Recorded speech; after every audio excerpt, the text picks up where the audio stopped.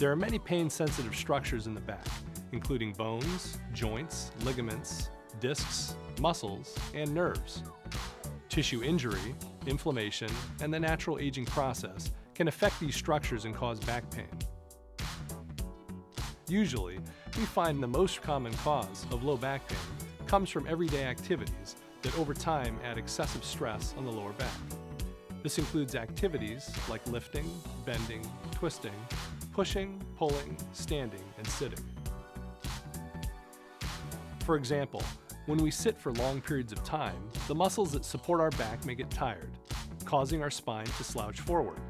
Over time, this slouched position causes abnormal stress on the pain-sensitive structures in our backs.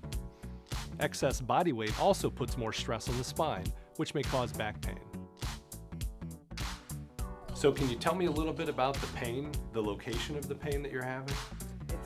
Changes that happen as our bodies go through the natural aging process may also cause discomfort.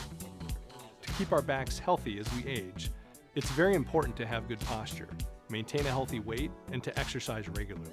Arch your back backwards. Does this make your pain worse? No.